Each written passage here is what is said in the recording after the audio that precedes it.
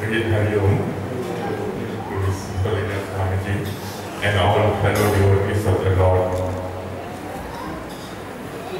Actually, today we are celebrating the 24th anniversary of the installation of His Gurudev Murti. Now, why would we emphasize so much on Guru's teachings?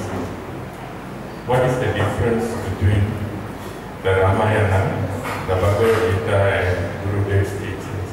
See, in Ramayana, Rama gives the path how a man should live.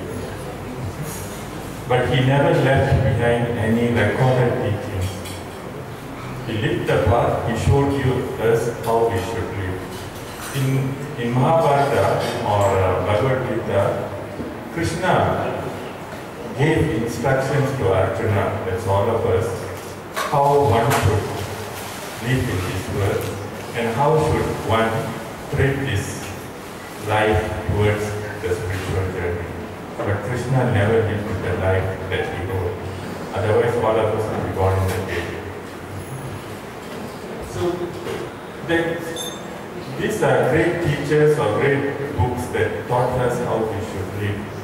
But why is it we emphasize so much on the Guru's teaching is because the Gurus left behind the teachings that they had read. They have gone through the path, they have practiced what they wrote. So there is definite evidence and proof that this is the path to spiritual salvation. But as human beings, most of us do what the Guru told us not to do. Okay? Or actually we give so much of importance on how we should construct the ashram, how important we should do pujas for the Guru, how we should decorate the Guru's altar, and all these things. Did the Guru really ask for all this? It's something for us to ponder and think about. But most of us have forgotten what he asked you to do. Are we really doing what he taught? I think on this anniversary, let's take a look at ourselves. Each one of us should look at ourselves. What have we really followed? One of the 20 spiritual instructions in the last 24 years. One, not only 20. Can anybody be brave enough to come out and say, not one day I have missed that one of the 20 instructions that the Guru gave. This is where we all lose out. Okay? Including, I'm not saying that I am a perfect person that we have followed. This is something, because I'm not saying pujas are not important, consecration ceremonies are not important. They all as equally important. But that we are doing out of our devotion to the Guru. But what is the most important teaching that the Guru left behind is you follow what he instructs you to do. Okay? So I think we should really look into our lives and do something about it. If any of us can just pick 5 of these instructions, follow it daily in our lives. I don't think as a household or even that matter as we can follow the 20. It is not something that is easy. Okay? But what his disciples, the other great Swamiji says, if somebody can follow 25% of what the Gurudev has left behind, we will become great souls. But there is something I wish that all of us ponder about. See, we all feel that by prostrating to great sannyas and all that, there is no such thing as what Swami mentioned this morning. There is no such thing as an instant touch realization. Nobody gets. Okay? Because even if you want to give something to somebody, you will ask whether that fellow is qualified to achieve whatever we want to give.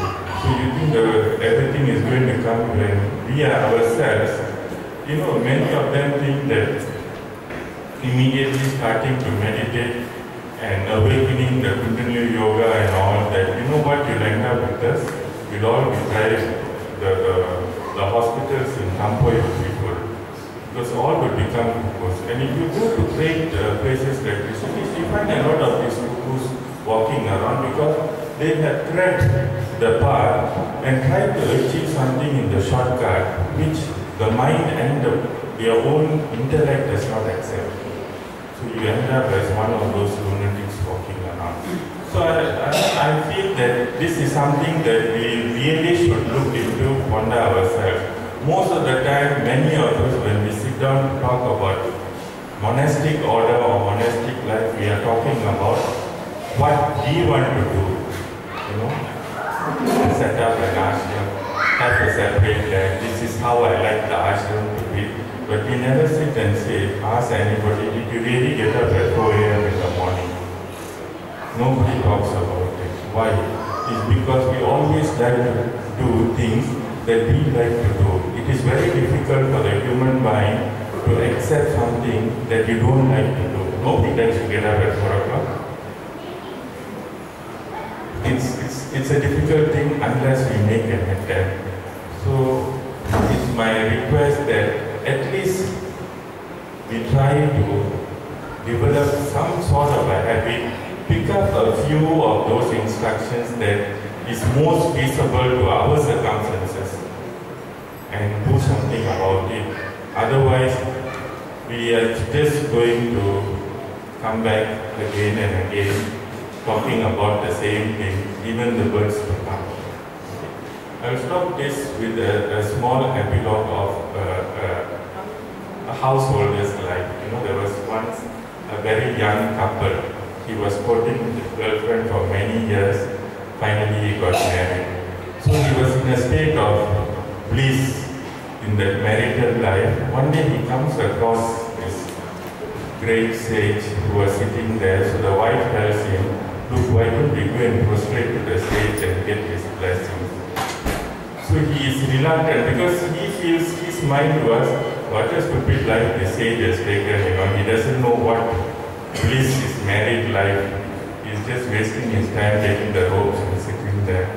So he, some or other, the newly married wife convinces him, you know, when you're newly married, husbands tend to even open the doors of the car. After 10 years, they'll open the boot for you, so be careful. So he goes to the wife managed to take him to the sage, and so the sage looks at him and says, you don't have to prostrate. Okay? Because it is I, the sage, who should prostrate to you. Because if you take two rishis, okay? One has given up. Well, he was a multi-millionaire who has given up so much of land and property, renouncing the whole of his wealth to just wear the robes and tread his monastic life.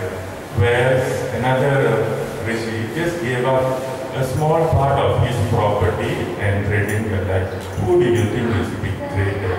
Definitely the one who has given up all his money. Likewise, I should be the one who prostrate to you because you have given up the greatest bliss that is God realization. So it is we who should be prostrating to you all and not to us. Okay, with this, Hari Om. Thank you.